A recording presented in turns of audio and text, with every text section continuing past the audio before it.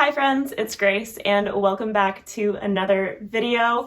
Today it is time to talk about the July edition of Reading Booktubers' favorite books, which features Andrew from Andrew's Wizardly Reads. You should absolutely check his channel out. I will have it linked in the description. Andrew and I started our channels kind of around the same time. Andrew was a few months ahead of me, but even though we don't I haven't been as active on Discord in these past few months, so even though we don't talk as much as we used to, I love Andrew, and I think that one of the main great things about his channel is how much of an advocate he is for the indie and self-pub community, and so it was no surprise to me, and also something that I was happy about when Andrew recommended me self-pub book, I think, rather than indie pub book for this sort of Reading Booktubers' favorite books thing that I wanted to do this year. So the book that Andrew recommended to me was The 13th Hour by Trudie Skies, which is part of the Cruel Gods series. So people call it The Cruel Gods. The book name is actually The 13th Hour, but I think that The Cruel Gods is just the overall series name, and then the titles are kind of like a tagline. So this is not something that I would have picked for myself, and not because it doesn't sound interesting, but just because I have not read a whole lot of steampunk. And so that's another reason why I was happy to have Andrew recommend this to me, because it's kind of something that just doesn't fall within my comfort zone, and I appreciate him kind of broadening my horizons and giving me the opportunity to read this book. So first things first, we are going to hear from Andrew about why he thought that I would enjoy this. Hey Grace, I just wanted to record a short video thanking you for trying out Trudie Skies' The Cruel Gods, and to talk about why I chose this book for you. The reason I chose this one for you is because I think it is a very interesting setting. Chime and the cities and the portals and realms that connect to Chime is not only a unique and interesting setting, but we've also got some fascinating characters in both Kale and Quinn. I thought that their dynamic was super interesting. I thought their backstories and where the story takes them was dynamic and full of fun, heartbreak, loss, and just all sorts of really interesting themes that were going to be fun for you to explore. And I hope that you did enjoy reading it. Of course, I am recording this before I know your thoughts on it, but that's kind of my thought process behind suggesting this book to you. I really connected with this book. It was my book of 2022. I love pretty much everything about this book, the struggles that both Quinn and Kale go through, the obstacles that they have to overcome, the conflict, the discovery of the gods, and everything that goes along with it, in this wrapped up in this nice steampunk world. I hope you thoroughly enjoyed it, and that's kind of why I chose it for you, because I think that this book is amazing. Okay, so first thing I'll say is that even though Andrew and I don't hugely read a lot of the same books anymore, he clearly knows what I will like. So I agree with so much of what he said in this first clip, especially about the setting being so unique and interesting. But before I get into me giving you my thoughts on the book, we are going to head straight into the vlog portion so that you can see my journey with it. Hi friends, so it's a bit of an overcast afternoon today, so I thought it would be the perfect time to start The 13th Hour by Trudie Skies. Of course, you know what I'm going to be reading because we are already partway through this video, but I can't hold it up because I have it on Kindle, but we'll just we'll pretend, we'll put it there. And I'm really looking forward to this because I don't quite know what to expect, even though I've read the synopsis, and I'm just kind of I love going in fresh. I love the idea of that, and I have a feeling that this will be kind of an engaging and quick read, or at least that's what I'm hoping that it is. I don't know, that for some reason that's my impression. So I will be kind of having a cozy afternoon, starting The 13th Hour, and I will update you soon. Okay, so it's later the same night. I am 10% of the way into The 13th Hour, and I'm finding this really interesting so far. Just the kind of introduction that we've gotten of the system, the regimented importance of time in this society, how everything runs like clockwork, and the fact that you have these kind of all-powerful gods and like 12 different races basically that each come from their own world but have this like metropolitan city of Chime where they're not only free of the gods but can all live like together in the same place. It's all very interesting, and I'm really enjoying the setup of our main character and her kind of like involvement in the underbelly of the city, like helping refugees and people who are trying to escape from her homeworld and come to the city. And then we also got our second perspective of somebody who kind of works for like the wardens, which are kind of like the police force of the city. And it is also setting up a mystery, and just, I don't know, it was a very engaging start, so I'm very happy with that, and hopefully I will get a decent chunk of this read tomorrow.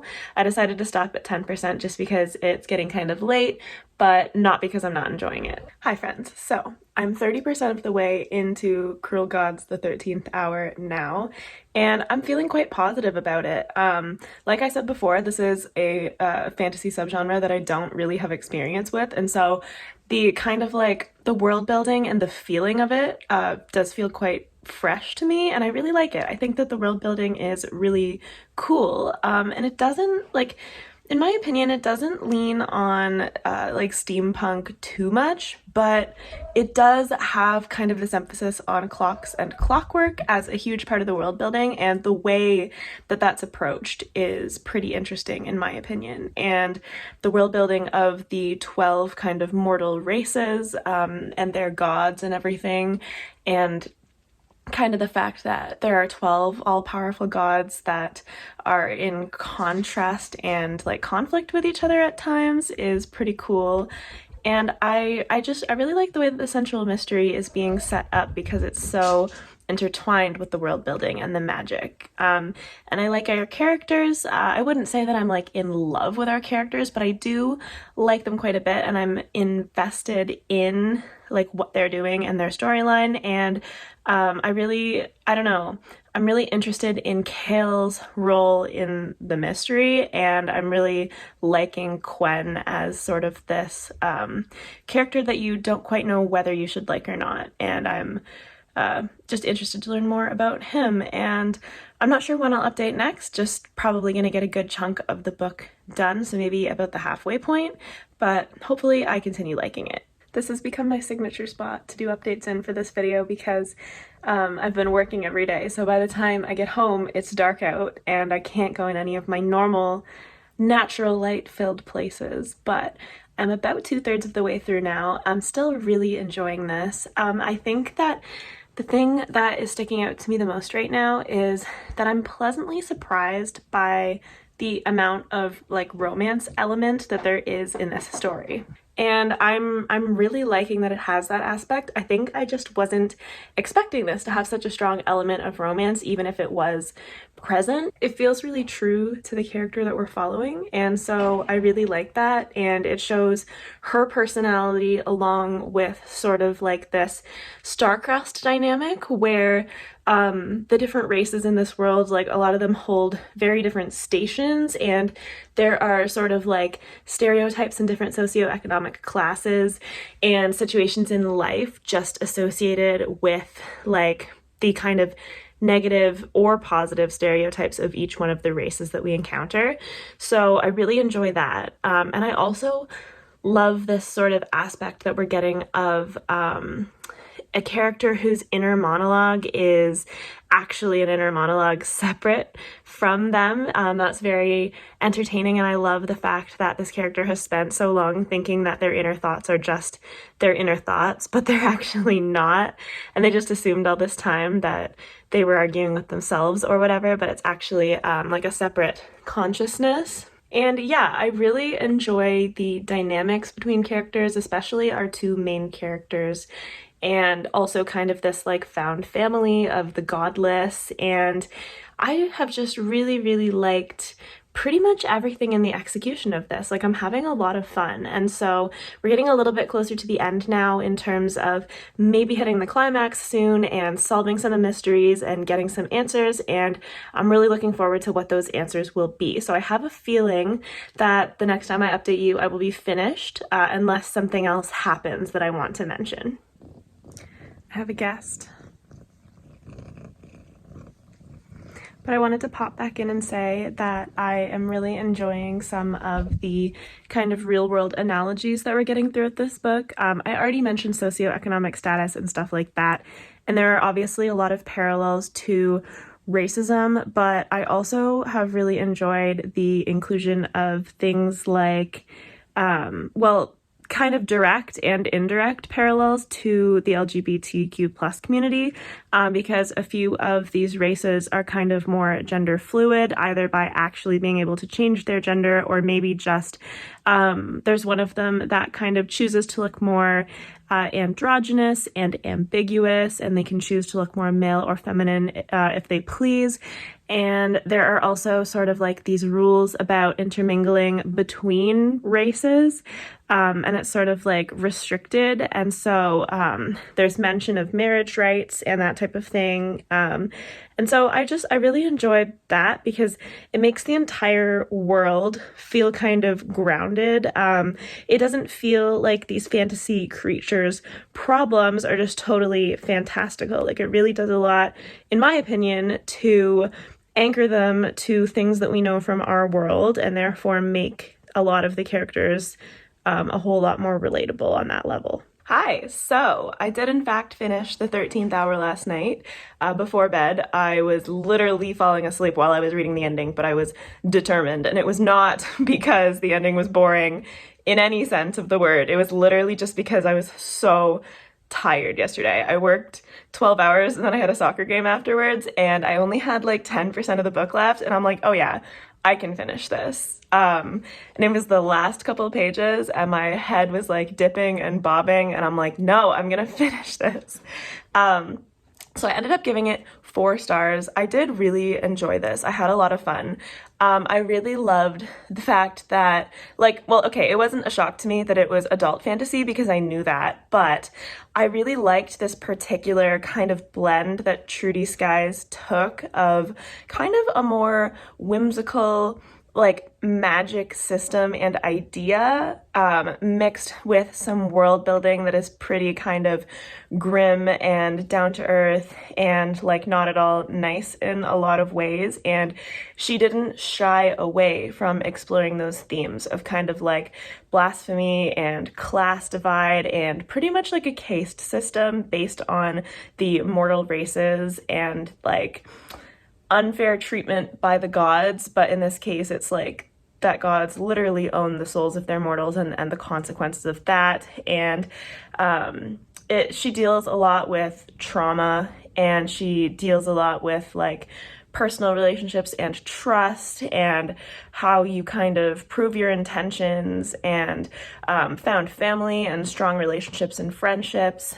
There was a lot to really, really enjoy, and I did. And I really thought that, well, first of all, not a lot is wrapped up at the end of this. Like, don't get me wrong, there's a lot of answers for what went on in this first book, but this is a very open-ended ending in the sense that it's like, okay, we kind of like got some resolution on what we've been working towards, but those answers only like opened up knowledge of a wider problem. Like, that's all it did. And now we have like an entirely new situation to deal with, like going into the second book and beyond. I don't know how many books this is supposed to be, but there was definitely like consequences for actions throughout this book.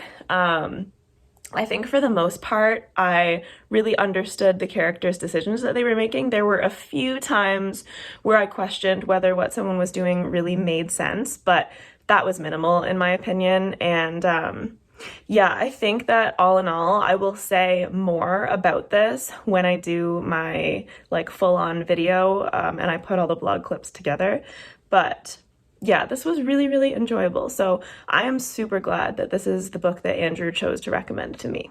Okay, so you would have heard me say this in the last clip anyway, but just to reiterate, I am giving The 13th Hour by Trudie Skies 4 stars. I really enjoyed this one, and I am so pleasantly surprised, just because this was a book that was not on my radar before I knew it existed because of Andrew, and obviously that doesn't mean that it wasn't gonna be good, but I just love that feeling when something that you pick up just like on a whim. Obviously that's not the case in this case, but I kind of equate it to just picking up a book because you're vibing with it and then ended up loving it, instead of like something that's been on your radar for a really long time and it has that potential to either disappoint you or like live up to the hype. Whereas a book like this, I feel like it's a completely fresh canvas, and that is especially true because of the steampunk elements. And I am so happy that this book was sort of my introduction to that subgenre, because like Andrew says,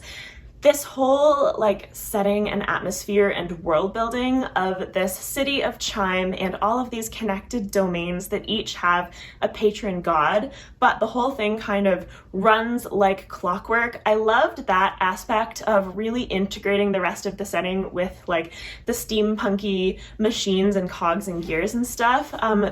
This book wasn't super heavy on that type of imagery, but it was pretty heavy on the clockwork imagery. But I found that super cool just because of how entwined all of that was with the actual structure of the world, like having 12 gods that each correspond to an hour of the day. And it all just like it came together so seamlessly, and that was an aspect of this book that I really, really loved. Second of all, our 2 main characters were both great. Kale and Quen, I will say that at first, so it took me maybe like 50 pages to really be on board with Kale, just because at first I maybe I was a bit confused. Maybe I was just orienting myself in the world, but I realized when I went to give my first update that I couldn't remember Kale's name. But after that, I was so invested in her, and I also loved Quen, and both of them were just fantastic characters for similar and different ways. Like, in my opinion, they were both very courageous characters in their own ways, and they're both kind of like strong-willed and doing the best that they can, and I think that they are very similar characters that just had very different lots in life, so it informed like how they acted and the relationships that they formed or didn't form. And so basically we have Kale, who as this sort of like almost like a drifter, like she doesn't really know what her origins are because she was an orphan on the street, but she has this sort of found family in her little community of the godless, who are essentially like blasphemous. They're an organization that rallies against how the gods treat their mortals, and of course this series is called The Cruel Gods. So you can imagine that these are not some like benevolent overlords. Like, there's quite a bit of suffering that the mortals of each of the 12 races endure, and the godless are a small organization, but they try to spread the ideology that mortals don't deserve the way that they're treated, and that there is another option where instead of just having a god own your soul, you can try to live your life with a little bit more freedom, and that you deserve better. Quen, on the other hand, is a member of the Wardens, who are essentially like the governing body by proxy. So the central city of Chime is a place where the actual gods cannot access, but they have the Wardens, who are like their form of police or government or whatever you want to call it in the city, because the Wardens themselves are mortals, so they can access the city and they police it basically. And so Quen is a Warden and is also a member of one of the mortal races that is basically in the upper classes. Like, in this city you essentially have a caste system where each of the mortal races has their own god, obviously. They have their own like physical characteristics. They are very different. They each have a magical ability, which, by the way, is very cool. The magic, I loved it, and it intertwined with the world building and everything else so amazingly. And I loved how the kind of whimsical feel of all of this magic clashes with the really kind of gritty realities of the Undercity and the way that the poor are treated in Chime and everything. So you really have this class divide, and of course you have a lot of religious themes, because you have people who are very pious, but you also have the godless, the blasphemous, the blasphemers, whatever. And it's just, it all comes together in a story that was like, it was very fun to read. Like I thought that this was so well thought out, and each of the races were so like individual and identifiable, and I thought that was really impressive for coming up with 12 of them. And obviously there are a few that take like obvious inspiration from other places, like the Necros, for example, taking heavy inspiration from vampires. But even still, like, I just thought that all of this setup was so cool.